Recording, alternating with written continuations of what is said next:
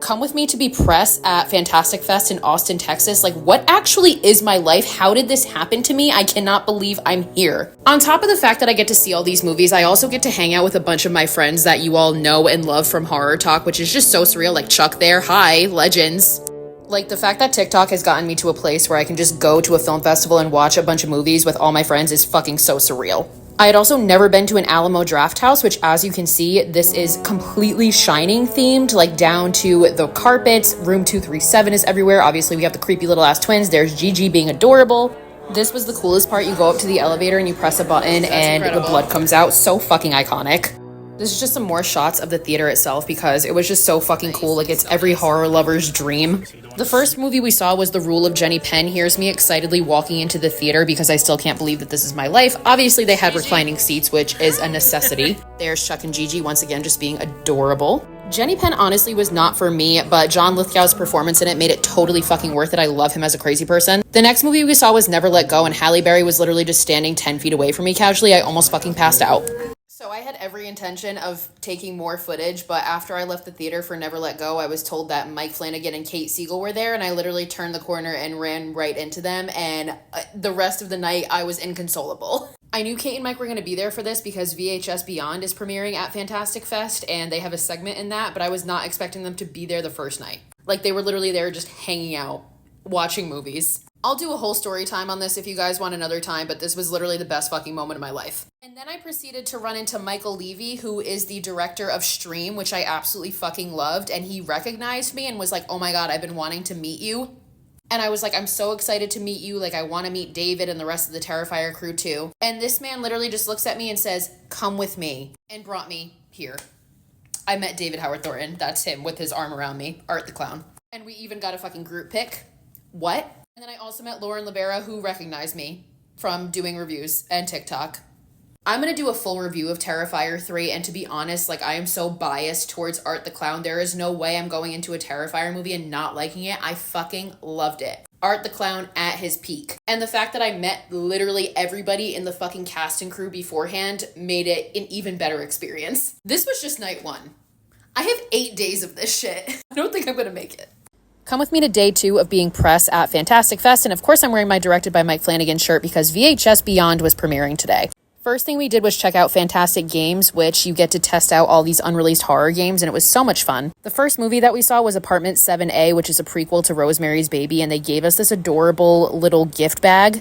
As a Rosemary's Baby hater, I will say this movie was not bad. And then we got to see the world premiere of VHS Beyond. I was literally front row watching this Q&A happen after. I once again got really overwhelmed and forgot to film anything after this because the craziest shit happened to me. First of all, I'm probably going to do a full review of this, but VHS Beyond is the best VHS maybe ever. And that's coming from somebody who has very much disliked the last 3 or 4 VHS films, so I did not have high hopes for this. Christian Long's segment is called Fur Babies. It is the best VHS segment in any VHS movie ever.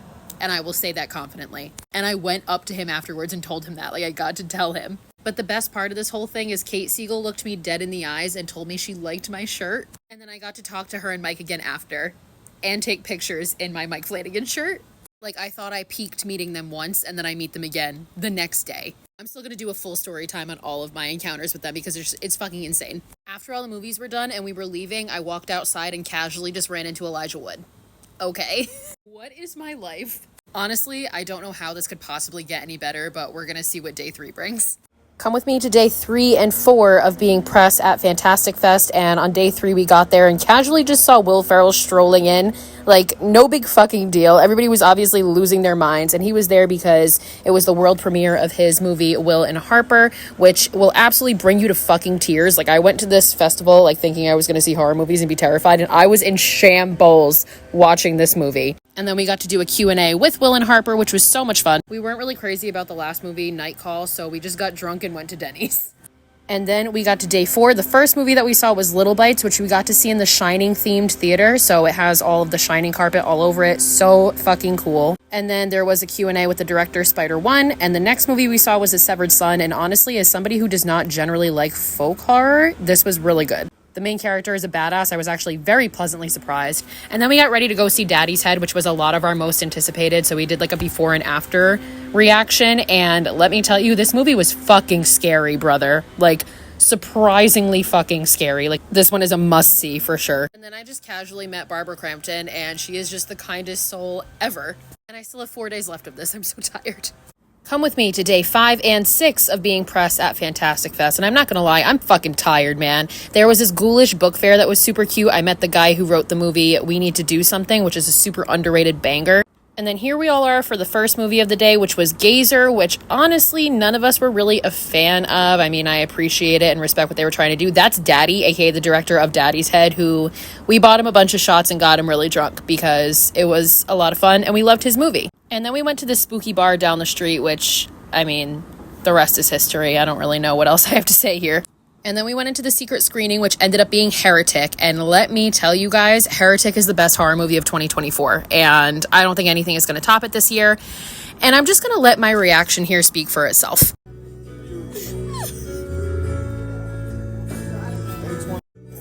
in the theater. I'm sobbing. That was the best thing I've ever seen in my whole life, I think.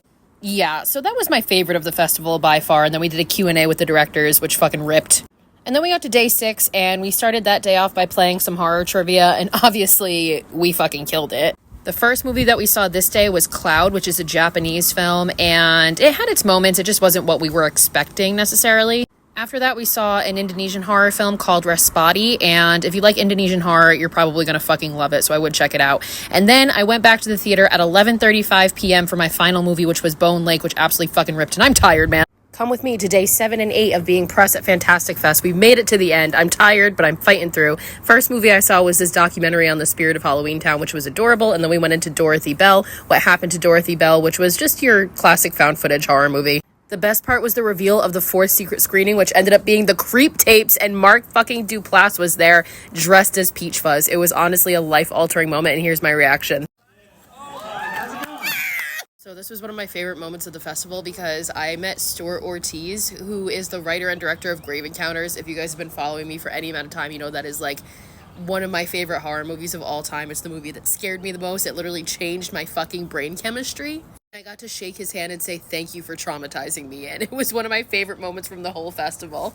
And then we made it. We finally got to day 8. I saw 4 movies on day 8. The first one was Else, which was this like strange French experimental film. It was a little too weird for me, honestly. Me hanging out with all my friends, we're so sad to be leaving each other. This has been truly the best fucking time. After Else, we saw this movie called House of Spoils, and we also got to see Strange Harvest, which is Stuart Ortiz's latest movie. That's us crying because we're sad to be leaving. And then Mr. Crockett was the final movie of the festival, and it was so much fucking fun, and the whole cast did a Q&A, and it was awesome. And then after watching 22 movies in a span of 8 days, and a lot of people watched a lot more, we had our closing night party, and this was so much fucking fun. So the whole Fantastic Fest was like clown circus themed, so they had these like freak show attractions. Everybody was dressed up. They had like a little flash tattoo station, which you had to enter a lottery to win, which I didn't, but some of my friends did, so that's cool. And there's Gigi taking a picture with the Fantastic Fest sign and trying to reach the opening of this sign. They had so many other things like circus games that we played that we all absolutely sucked at, and they had like cotton candy and hot dogs and goats. I got to pet goats, and I just had the time of my life. This was my first film festival ever, and it was such a memorable experience, and I'm so happy that I got to do this with all my friends, and I can't wait for next year. Bye!